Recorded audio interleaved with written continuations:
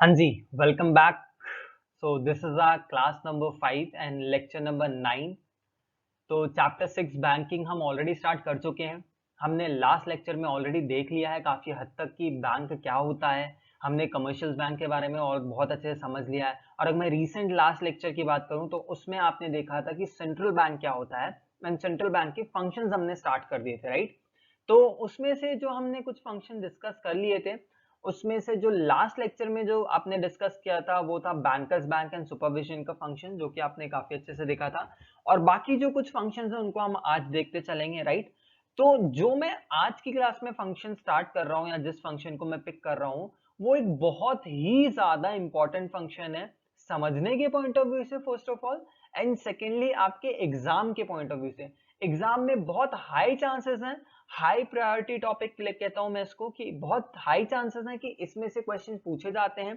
Past papers में भी देखा गया है कि यहाँ से आपको या तो 3 मार्क्स का क्वेश्चन पूछते हैं या एमसीक्यू पूछने की चांसेस हैं, या फिर इन द ब्लैंक्स ट्रू और फॉल्स बहुत कुछ पूछा जा सकता है, राइट। तो हम नेक्स्ट फंक्शन जो पिक कर रहे हैं सेंट्रल बैंक का, वो आपको अपनी स्क्रीन पे दिख रहा होगा, controller of money supply and credit, right. क्या बोला मैंने? Controller of money supply and credit. What do you mean by controller? पहली बात, कंट्रोलर का मतलब क्या है? कंट्रोलर यहां पे मतलब है कि कंट्रोल करने वाला व्यक्ति, राइट। अब बैंक हमारा एक इंस्टीट्यूशन है, व्यक्ति तो है नहीं है, तो एक ऐसा इंस्टीट्यूट जो कंट्रोल कर रहा है। अब किसको कंट्रोल कर रहा है? Money supply. मनी सप्लाई याद करो जरा, चैप्टर नंबर 5 में एक टॉपिक था मनी सप्लाई। मनी सप्लाई कौन मेजर्स लेके आया था? रिजर्व बैंक ऑफ इंडिया या सेंट्रल बैंक। तो क्योंकि इसका पुराना रिश्ता है सेंट्रल बैंक से, तो इस टॉपिक में, इस चैप्टर में उसका आना बनता ही था, पक्का। तो मनी सप्लाई आपने समझा था उस समय, मैंने आपको समझाया था कि मनी सप्लाई क्या होता है, राइट। मैंने आपको यह भी बताया था मनी सप्लाई की नीड क्या है। इकोनॉमी में ऐसा हो सकता है कि at a particular point of time लोगों के हाथों में बहुत ज्यादा पैसा है, उससे इंफ्लेशनरी सिचुएशन क्रिएट होती है, या लोगों के हाथ में कम पैसा है, उससे डिफ्लेशनरी सिचुएशन क्रिएट होती है। दोनों ही सिचुएशन इकोनॉमी के लिए बुरी है। तो प्राइजेस का या इकोनॉमी में मनी सप्लाई का स्टेबल होना बहुत जरूरी है, आप ऐसा समझिएगा, पक्का। क्योंकि अगर ज्यादा आपके पास डिमांड हो रही है, देखो पैसा ज्यादा आता है तो हाथ में खुजली होती है, फिर हम खर्च करते हैं ज्यादा। ऐसी मैक्रो लेवल पे देखो, बहुत सारे ही लोग साथ में खर्च करने लगे तो क्या होगा? बहुत सारी डिमांड जनरेट हो जाएगी। बहुत सारे लोग डिमांड तो करेंगे पर सप्लाई या प्रोडक्शन एकदम से नहीं बढ़ पाएगा।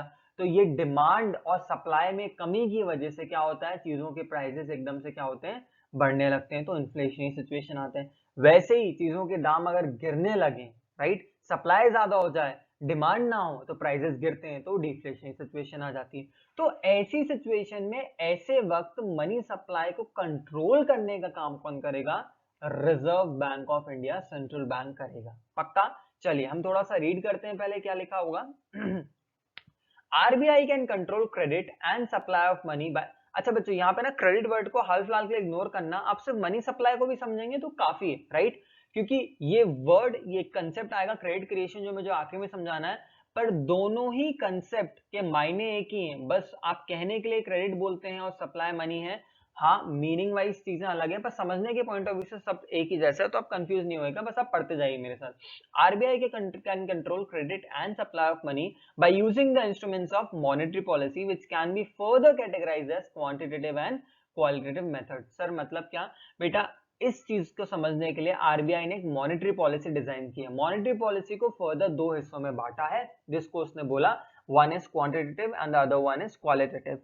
ऐसा समझ लो कि कुछ 6-7 बातें हमें देखनी है, 6-7 बातों को कलेक्टिवली मॉनेटरी पॉलिसी के अंदर देखते हैं। और उस 6-7 बातों में से कुछ 3 बातें इधर हो जाएंगी जिसको आप क्वांटिटेटिव बोल देंगे, कुछ 3 बातें इधर हो जाएंगी जिसको क्वालिटेटिव बोल देंगे। मतलब हम इस तरीके से अप्रोच फॉलो करने वाले हैं, तो आपको मैंने जस्ट आपको बताया, राइट। तो ये कंसेप्ट अभी आपकी क्लास 12th के लिए बहुत ही इंपॉर्टेंट है, आपके प्रैक्टिकली समझने के लिए बहुत ज्यादा इंपॉर्टेंट है। और रिसेंटली टाइम्स में भी अगर आप practically news and all follow करते हैं तो आपने एक वर्ड सुना होगा, रेपो रेट। बार बार न्यूज में आपने अभी देखा होगा, रेपो रेट चेंज हुआ, ये फलाना ढिकाना। बैंक के बारे में बहुत सारी बातें हैं, जब इकोनॉमी में भी बहुत ज्यादा स्लो डाउन चल रहा है, ग्लोबल इकोनॉमी, ग्लोबल क्राइसिस चल रहा है इकोनॉमी में हर जगह, तो उस पॉइंट ऑफ व्यू से अगर आप न्यूज देखते हैं तो आपको पता चलेगा, पक्का। तो ये कुछ बातें हम प्रैक्टिकली यहाँ पे भी हमारा समझने जाएंगे, पक्का। तो अभी जो हम देखने जा रहे हैं कि मॉनेटरी पॉलिसी जो डिजाइन की है आरबीआई ने, जिसके थ्रू वो कंट्रोल करता है मनी सप्लाई को, उस मॉनेटरी पॉलिसी में क्वांटिटेटिव और क्वालिटेटिव आएगा। सबसे पहले हम देखने जा रहे हैं क्वांटिटेटिव, राइट। तो आप देखेंगे स्क्रीन पे क्वांटिटेटिव मेथड्स में हमें ये बातें पढ़नी जो आपको अपनी स्क्रीन पे दिख रही है। Number 1 bank rate, number 2 repo rate, number 3 reverse repo rate, number 4 open market operation, number 5 cash reserve ratio and number 6 statutory liquidity ratio. तो ये 5 बातें हैं जो आप देखेंगे क्वांटिटेटिव कंट्रोल के अंदर। पक्का क्वांटिटेटिव कंट्रोल मतलब ऑल ओवर इंपैक्ट दिखेगा आपको यहाँ पे, कोई स्पेसिफिक या किसी एक चीज पे बात नहीं करेंगे। अगर आपको मनी सप्लाई को कंट्रोल करना है तो सारी चीजों पे एक जैसा इंपैक्ट पड़ेगा अगर आप इन चीजों को कंट्रोल करने की कोशिश करेंगे through via this quantitative control, right. तो अब हम टॉपिक के अंदर घुसने जा रहे हैं। बहुत बारीकी से चीजों को नोट डाउन करते चलिएगा और लिखते चलिएगा और समझते चलिएगा, क्योंकि बहुत इंपॉर्टेंट है आपके लिए ये कंसेप्ट समझना, राइट। तो चलिए हम आगे बढ़ते हैं। चलिए तो हम स्टार्ट करते हैं। जो हमें सबसे पहले मनी सप्लाई को कंट्रोल कैसे करते हैं, उसमें जो क्वांटिटेटिव मेथड है, उसमें जो पहला टूल हमें पढ़ना है वो क्या है, बैंक रेट। बहुत ध्यान से इस बयान से सुनते जाएंगे, सब आराम से समझ में आएगा हमें। पक्का बैंक रेट क्या होता है, क्विक रीडिंग करेंगे फिर हम समझने की तरफ चलेंगे, राइट। स्क्रीन पे देखेंगे, bank rate is the rate at which commercial bank borrows money from RBI for their long-term needs, or in other words, the rate at which RBI lends money to commercial bank for their long-term needs. पक्का क्या लिखा है उसको 2 minute के लिए side करो और ये सिस्टम समझो। पहले मुझे एक बात बताना, हमें अगर पैसे की जरूरत पड़ती है बच्चों तो हम किसके पास जाते हैं, हम जाते हैं कमर्शियल बैंक के पास। पक्का और वैसे ही अगर कमर्शियल बैंक को पैसे की जरूरत है तो वो किसके पास जाएगा, वो जाएगा सेंट्रल बैंक के पास। पक्का तो मान लीजिए कि आप एक कस्टमर है, आपको लोन चाहिए, बैंक ने आपको लोन दिया, लोन बोला कि ये हम आपको लोन दे रहे हैं 8% इंटरेस्ट पे।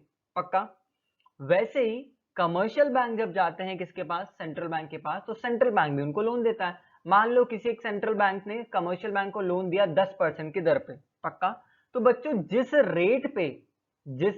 रेट पे सेंट्रल बैंक कमर्शियल बैंक को लोन देता है, या दूसरे शब्दों पे जिस रेट पे कमर्शियल बैंक सेंट्रल बैंक से लोन लेता है, उस रेट को बैंक रेट कहा जाता है। बहुत सिंपल शब्दों में, बहुत सिंपल शब्दों में मतलब कि अपने एग्जांपल में अगर सेंट्रल बैंक ने किसी भी कमर्शियल बैंक को लोन दिया है 10% इंटरेस्ट रेट पे, तो वो 10% इंटरेस्ट रेट क्या हो गया, उसका बैंक रेट हो गया। पक्का ये बात बहुत सिंपल, क्लियर, आराम से। हाँ सर इजी था, ठीक है, आराम से। अब जो इसका कंट्रोल प्रोसीजर है वो समझना जरूरी है कि बैंक रेट तो समझ में आ गया, the rate at which commercial bank borrows money from RBI और the rate at which RBI lends money to commercial bank is known as bank rate. बहुत क्लियर हो गया, पक्का मीनिंग समझ में आ गई। अब देखना कंट्रोल प्रोसीजर क्या है कि मनी सप्लाई को कैसे कंट्रोल किया जाता है। पक्का स्क्रीन पे देखेंगे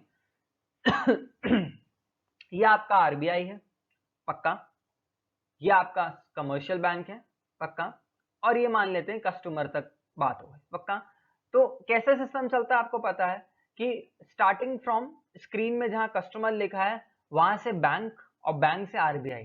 कहने का मतलब है कि कस्टमर बैंक से लोन लेता है और बैंक किससे लेता है, कमर्शियल बैंक से लोन लेता है। पक्का तो एक नॉर्मल सिस्टम समझिएगा, एक नॉर्मल बहुत सिंपल शब्दों में कि मान लेते हैं कि रिजर्व बैंक ऑफ इंडिया जो हमारा कमर्शियल बैंक है उसको लोन की जरूरत है, उसको क्या है, लोन की जरूरत है। तो उसने लोन किससे लिया, रिजर्व बैंक ऑफ इंडिया से। किससे लिया, रिजर्व बैंक ऑफ इंडिया से। रिजर्व बैंक ऑफ इंडिया ने उसको at the rate 10% interest rate पे क्या दे दिया, लोन दे दिया कि भाई 10% इंटरेस्ट रेट पे हम आपको लोन दे रहे हैं। पक्का ठीक है। अब देखो क्या है, जो हमारा कमर्शियल बैंक है वो ऐसी मतलब for not for profit organization तो है नहीं है। आपको पता है कि कमर्शियल बैंक क्या करता है, उसका एम होता है प्रॉफिट मेकिंग। पक्का तो जब कमर्शियल बैंक के पास सेंट्रल बैंक से लोन आया तो उसको चुकाना भी तो है 10% इंटरेस्ट। पक्का और eight the very same time वो खुद भी तो कस्टमर को लोन दे रहा है, वो खुद भी तो कस्टमर को लोन दे रहा है। तो बच्चों अब वो जो कस्टमर को लोन देगा ना वो 12% रेट पे दे रहा होगा। कितने पे दे रहा होगा, 12%। अरे क्यों, प्रॉफिट तो कमाएगा ना, पहले तो खुद उसका 10% ब्याज है तो उसको वहां भी लौटाना है और कुछ अपनी जेब में भी तो डालेगा।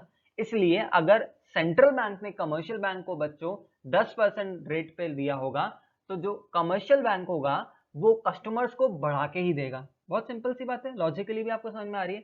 तो कितने पे दे दिया उसने? 12% पे। पक्का? अब ध्यान से समझना सारा खेल यहाँ से, ये हमारा नॉर्मल सिनेरियो चल रहा है, नॉर्मल स्टेज चल रही है इस पे, ठीक है, नॉर्मल केस। पक्का? अब ये समझो कि ऐसा हुआ कि बच्चों सेंट्रल बैंक को पता चल गया कि मनी सप्लाई की पोजीशन क्या है, और दो केसेस होंगे यहाँ पे। या तो उसको ये पता चल रहा है कि लोगों के हाथों में बहुत ज्यादा पैसा है, मतलब मनी सप्लाई ज्यादा है, या उसको लगे कि लोगों के हाथों में कम पैसा है, मनी सप्लाई कम है। पक्का? दोनों ही केसेस खराब है। पक्का? अगर लोगों के हाथों में ज्यादा पैसा आएगा बच्चों, तो उनको ज्यादा खुजली होगी, वो ज्यादा डिमांड करेंगे, ज्यादा चीजें खरीदेंगे, एकदम से डिमांड तो बढ़ जाएगी, कि सप्लाई बढ़ेगा क्या? नहीं। तो अगर ये डिमांड और सप्लाई है, आपने पढ़ा था इक्विलिब्रियम लेवल पिछले 10 क्लासेस में। पक्का? अगर डिमांड बढ़ गई और सप्लाई नहीं बढ़ा बच्चों, अगर डिमांड बढ़ गई और सप्लाई नहीं बढ़ा, तो क्या होगा? प्राइसेस धीरे धीरे बढ़ने लगेगी, इन्फ्लेशनरी सिचुएशन आ जाएगी। कॉन्ट्ररी ऐसा भी हो सकता है कि डिमांड आपकी क्या हो? कम हो, ठीक है, और सप्लाई आपकी बढ़ जाए एकदम से। ठीक है, अगर सप्लाई बढ़ गई, जैसे आप अभी रियल के सिनेरियो में कोविड-19 में देख रहे हो कि बेचारे फार्मर्स हैं, न्यूज में देखते हो कि उनकी फसलें कितनी बर्बाद हो रही है, क्योंकि डिमांड ही नहीं है, सप्लाई बहुत ज्यादा प्रोड्यूस करके रखा हुआ, पर खरीदने वाला कोई है नहीं, तो कीमतें पूरी गिर गई हैं उसकी। तो कीमतों का बढ़ना एक प्रॉब्लम, कीमतों का गिरना एक प्रॉब्लम, तो दोनों को मेंटेन करना है। वैसे मनी सप्लाई ज्यादा कम मेंटेन करना जरूरी है। तो केस नंबर 1 कि बैंक को पता चल गया कि लोगों के हाथों में पैसा ज्यादा है। बैंक को क्या पता चल गया?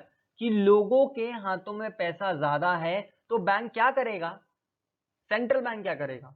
सेंट्रल बैंक को पता चल गया लोगों के हाथों में पैसा ज्यादा, तो क्या करेगा? वो कोशिश करेगा कि लोगों के हाथों में पैसा कम पहुंचे, क्योंकि थ्रू आवर बैंकिंग इंस्टीट्यूट लोगों को जब भी घर खरीदना होता है, एजुकेशन लोन चाहिए, बड़े बड़े इन्वेस्टमेंट करना है, प्रॉपर्टी खरीदना, गाड़ी खरीदना है, सारी चीजों के लिए, नॉर्मल चीजों के लिए पैसे की जरूरत होती है, और बैंक एक बहुत बड़ा एक ऐसा मेजर सोर्स है जो पैसा प्रोवाइड करता है। तो बैंक के थ्रू कैसे कंट्रोल करते हैं, अब ये देखना। पक्का? जैसे ही at the very moment central bank came to know कि भाई हमारे यहाँ पे मनी सप्लाई ज्यादा है, तो अब देखना क्या करेगा, वो जो ये लोन 10% पे दे रहा था ना बच्चों, अब वो बढ़ा के कर देगा 12%। अब वो बढ़ा के कर देगा 12%। अब बताओ इससे क्या होगा? सर, इससे कमर्शियल बैंक भी तो कस्टमर को जब अपना लोन दे रहा होगा, तो वो भी तो बढ़ा के उसको 15% कर देगा। जब कमर्शियल बैंक को ही लोन 12% मिलेगा, तो वो क्या अभी भी 12 पे दे पाएगा जो पहले दे रहा था? वो ऊपर वाले केस में देखो 12% दे रहा था, अभी भी 12 दे पाएगा क्या? अरे नहीं भैया, चुकाना भी तो है और खुद खाना भी तो है। तो क्या करेगा वो? 12 की जगह 15 पे करेगा। अब मुझे बताना, ये किसके लिए लोन महंगा हो गया? जो इम्पैक्ट या बर्डन आ रहा है अल्टीमेट बच्चे किस पे पड़ रहा है, वो बताना। सर, जो अल्टीमेट बर्डन पड़ रहा है वो पड़ रहा है हमारे कस्टमर पे। अल्टीमेट बर्डन किस पे पड़ रहा है? कस्टमर पे। वो एरो को इग्नोर करना, जो भी रिसेंट 8% वाला पॉपअप हुआ उसको इग्नोर करना। अल्टीमेट कस्टमर के बर्डन किस पे पड़ रहा है? कस्टमर पे। मतलब इनडायरेक्टली कस्टमर हमारा डिस्करेज हो रहा है। कस्टमर बोलेगा कि भाई इतना महंगे दर पे हमें रेट में लोन मिल रहा है, इससे अच्छा थोड़ा रुक ही लाता हूँ, थोड़ा रुक ही जाता हूँ, अभी पैसे कहाँ से लूं अगर इतना महंगा चुकाना पड़े। क्योंकि आपको देखने में तो सिर्फ 3% लग रहा होगा कि सर 12 से 15 ही तो बढ़ा, 3% मिलेगा। बेटा 3% बहुत बड़ा रोल प्ले करता है, क्योंकि हमारे अगर लोन का अमाउंट लैक्स में हो तो हमारे 3% बहुत ज्यादा होता है। तो बच्चे इस तरीके से क्या होगा, अगर सेंट्रल बैंक को पता चल गया कि भाई साहब हमारे यहाँ मनी सप्लाई ज्यादा है, तो वो अपनी दरें बढ़ा देगा। वो अपना क्या बढ़ाएगा? बैंक रेट बढ़ाएगा। जैसे ही वो अपना बैंक रेट 10 से बढ़ा के 12 कर देगा, वैसे ही कमर्शियल बैंक अपने रेट को 12 से बढ़ा के 15 करेगा, एंड इनडायरेक्टली बर्डन किस पे गया? कस्टमर पे। कस्टमर यहाँ पे डिस्करेज हुआ और वो लोन लेने से कतराएगा। पक्का? कॉन्ट्ररी, ऊपर देखो जो एरो पॉपअप हुआ था, जैसे ही मनी सप्लाई पता चला कि कम है, लोगों के हाथों में पैसा कम है, लोगों को पैसा बचाने की जरूरत है, लोग डिमांड खर्चा ही नहीं कर रहे हैं, सप्लाई बढ़ा हुआ है, डिमांड बढ़ी नहीं है, क्या करना है? लोगों के हाथों में पैसा पहुंचाना है, ताकि वो क्या करे? डिमांड को और जनरेट करे। तो कस्टमर तो सेंट्रल बैंक क्या बोलेगा, देखना, जो आपका 10% रेट था उसको गिरा के क्या कर दिया? 8%। कि नहीं नहीं भैया, लोगों के हाथों में पैसा पहुंचना जरूरी है, किसी भी तरीके से पहुंचे, ज्यादा से ज्यादा लोन ले, अपना स्टार्टअप करें, अपना बिजनेस करें, अपना धंधा करें, पर पैसे उनके हाथों में पहुंचे। तो उनने देखो 10% से हट कम करके तक कर दिया 8%। तो सेंट्रल बैंक को भी क्या करना पड़ेगा? जो उसका पहले केस में 12% था, जो नॉर्मल केस था, अब देखो उसने गिरा के क्या कर दिया? 10%। अब उसने गिरा के क्या कर दिया? 10%। कि भाई इसको अगर सस्ता मिल रहा है, तो अपने क्रेडिट भी क्या कर देगा? सस्ता कर देगा, जिससे कस्टमर क्या हो जाएगा? खुश हो जाएगा। देखो पहले केस में जो कस्टमर आपको स्क्रीन पे दिख रहा है वो दुखी था, वो डिस्करेज था कि यार 12% से 15 मिल रहा है, और दूसरे केस में कस्टमर क्या है, खुश है कि यार 8% से 10% पे मिल रहा है, सॉरी जो पहले 12 था अब वो 10% मिल रहा है, ठीक है। तो इस तरीके से क्या करता है, जो आपका सेंट्रल बैंक होता है वो थ्रू या via bank rate money supply को कंट्रोल करता है। अगर शॉर्ट में सम अप करूं तो बच्चों, जब लोगों के हाथों में ज्यादा पैसा है और उसको कम करना है आपको, तो बैंक रेट को बढ़ा दो, तो बैंक रेट को बढ़ा दो, इससे लोग डिस्करेज हो जाएंगे, कम लोन लेंगे, पक्का। ऑन द कॉन्ट्ररी, अगर लोगों के हाथों में पैसा पहुंचाना है तो बैंक रेट को कम कर दो, इससे लोग एनकरेज होंगे और पैसा लेंगे और इकोनॉमी मनी सप्लाई बढ़ जाएगा, पक्का। बच्चों स्क्रीन पे देखेंगे कंट्रोल प्रोसीजर लिखा हुआ है, in order to control the situation of excess supply bank rate is to be increased, in order to control the situation of deficient money supply bank rate is to be has to be lowered. I hope so आपको ये clear है, समझ में आया। तो बेटा जो सबसे पहला टूल था हमारे क्वांटिटेटिव मेथड में से, वो क्या था, बैंक रेट। बच्चों बैंक रेट का दूसरा नाम डिस्काउंट रेट भी होता है, ठीक है सर क्यों होता है, चलो अब ऐसे समझ लो क्या होता है बच्चों। वैसे सारे जितने भी रेट है ना, ये पहले बेस बैंक रेट पहले बहुत इंपॉर्टेंट होता था, आज के समय में जो इंपॉर्टेंट होता है वो रेपो रेट होता है, आगे देखेंगे रेपो रेट क्या होता है। तो बच्चों बैंक रेट क्या होता है, bank rate repo rate plus certain percentage होता है, वो बैंक रेट बन के आता है, पक्का। तो अब मेरी बात ध्यान से सुनना कि होता क्या है कि अगर आपके पास एक बिल्स ऑफ एक्सचेंज वाली कहानी आपको ध्यान हो, अगर कि बिल्स ऑफ एक्सचेंज जो होता है वो आप बैंक पे बेच सकते हो, बैंक डिस्काउंट करता है, वैसे ही बैंक फर्दर उसको आरबीआई को दे सकता है और आरबीआई भी उसको डिस्काउंट कर सकता है। तो आरबीआई जिस रेट पे डिस्काउंट करता है वो रेट वहां से निकालते हैं, तो उसके लिए उसको डिस्काउंट रेट भी कहा जाता है। शॉर्ट में बता रहा हूँ, कहानी काफी लंबी है पर आपको इतना जानने की जरूरत नहीं है, क्लास में कभी आपको समझा दूंगा अच्छे से, वीडियो में इतना ही रखते हैं अपन, पक्का। तो bank rate is the rate at which commercial bank borrows money from the central bank. क्या ये बात क्लियर है बच्चों। कंट्रोल प्रोसीजर भी बहुत इंपॉर्टेंट है, आपको पूछा जाएगा वहां पे कि बताओ in the situation of excess money supply, जब लोगों के हाथों में ज्यादा पैसा है तो बैंक रेट को कैसे यूज करके कम किया जा सकता है। तो सबसे पहले आप लिखेंगे बैंक रेट क्या होता है, फिर आप कंट्रोल प्रोसीजर लिखेंगे कि भाई जब लोगों के हाथों में ज्यादा पैसा है तो सेंट्रल बैंक को अपना बैंक रेट बढ़ाना पड़ता है, जिससे कमर्शियल बैंक को अपना बैंक रेट बढ़ाना पड़ेगा, और एट द एंड जो क्रेडिट है या जो लोन है वो कस्टमर के लिए बहुत कॉस्टली हो जाएगा, जिस वजह से वो खुद ही डिस्करेज होगा। और ऑन दी अदर हैंड जब बोले कि बताएं जब मनी सप्लाई कम है तब क्या करना है, तो आप लिखेंगे कि बैंक सेंट्रल बैंक को अपना बैंक रेट कम करना पड़ेगा, जिससे कमर्शियल बैंक भी अपना बैंक रेट अपना normal lending rate borrowing rate कम करेंगे, जिससे कस्टमर को जो क्रेडिट मिलेगा लोन मिलेगा वो सस्ते दामों पर मिलेगा और वो एनकरेज होगा। I hope so this is clear. हम आगे बढ़ते हैं नेक्स्ट टूल की तरफ। तो अभी हमने बैंक रेट देखा है, फटाक से हम रेपो रेट भी देख लेते हैं, पक्का। रेपो रेट हमारा सेकेंड क्वांटिटेटिव टूल है जिससे मनी सप्लाई को कंट्रोल किया जाता है, पक्का। देखेंगे क्या लिखा है, quick reading. Repo rate is the rate at which commercial bank borrows money from RBI for the short term needs, or in other words the rate at which RBI lends money to commercial bank for their short term needs. It is also known as liquidity adjustment facility. Sir ये क्या लिखा है, अगर सही मायने में देखोगे ना तो पिछली मीनिंग और इस मीनिंग में सिर्फ एक छोटे से शब्द का अंतर है, और मीनिंग में तो बहुत ही चेंज है, पर अगर आप देखेंगे कि वर्ड टू वर्ड क्या डिफरेंस है, तो आप देखेंगे कि सिर्फ और सिर्फ जो बदला है वो है long term and short term. Bank rate में भी सेम नहीं था, bank rate is the rate at which commercial bank borrows money from RBI for the long term needs, and repo rate is the rate at which commercial bank borrows money from RBI for the short term needs, पक्का। Sir क्या difference, क्या, ध्यान सुनेंगे। जितना short हो सके उतना बताने की कोशिश कर रहा हूं।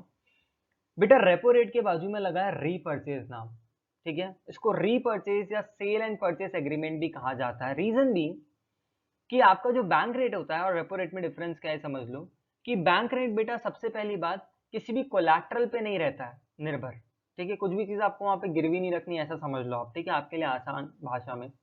पर रेपो रेट में बात ये होती है कि अगर आप कोई भी लोन ले रहे हैं तो आप अपनी कमर्शियल बैंक क्या करता है, गवर्नमेंट सिक्योरिटीज रखाता है आरबीआई के पास और उसको बोलता है कि हम आपसे ये वापस परचेज कर लेंगे, अभी जो हम आपको सेल कर रहे हैं हम इसको वापस आपसे परचेज कर लेंगे, इसलिए इसको रीपर्चेज एग्रीमेंट कहा जाता है।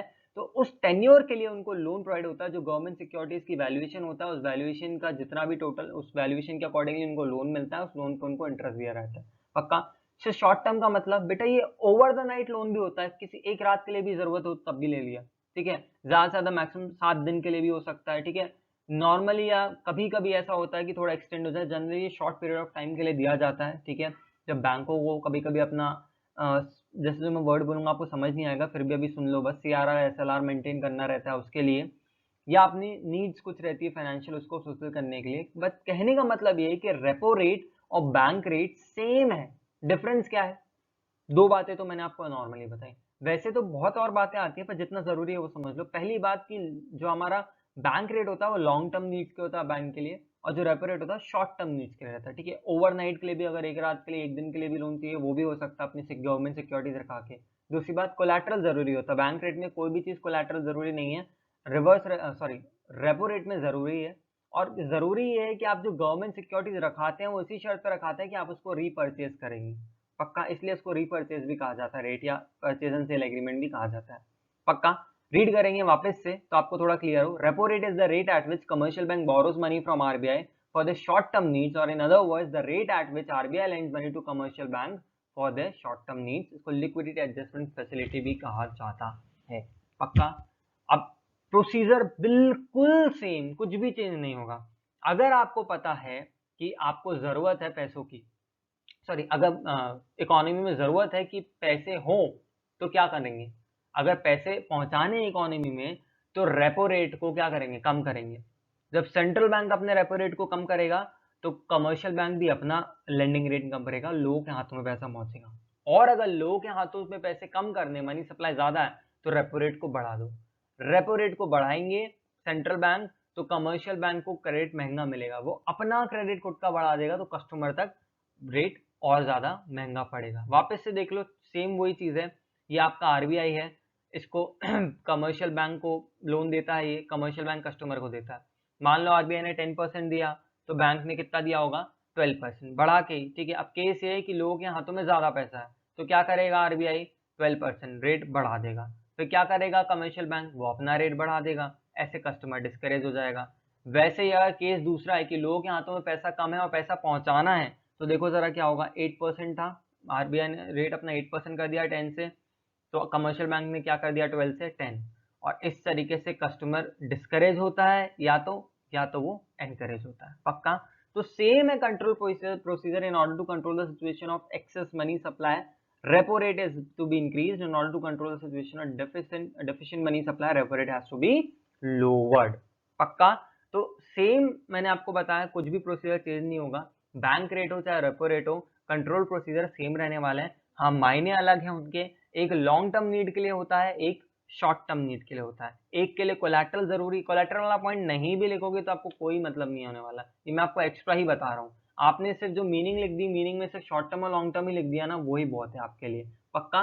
तो मैं बिलीव करता हूँ कि इत्मीनान से आपने दोनों चीजों को समझ लिया है। पक्का।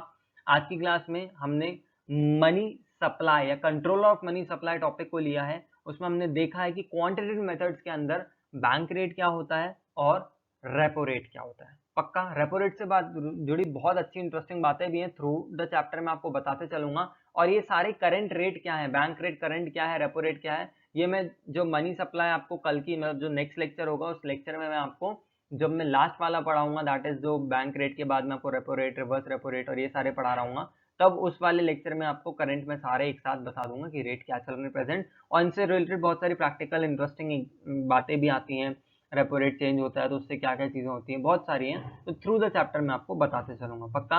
आई होप सो आपको आज का लेक्चर अच्छा लगा, आपने एंजॉय किया। प्लीज वीडियो को लाइक करना ना भूलिएगा, वीडियो को लाइक कीजिएगा। एंड अगर आपको नोट्स एंड ऑल चाहिए रहता है तो एप्लीकेशन को डाउनलोड कर सकते हैं आप, मार्जिन क्लास का प्ले स्टोर में एप्लीकेशन है। एंड इंस्टाग्राम को फॉलो कीजिएगा for our daily updates. Thank you so much, मिलते हैं नेक्स्ट क्लास में।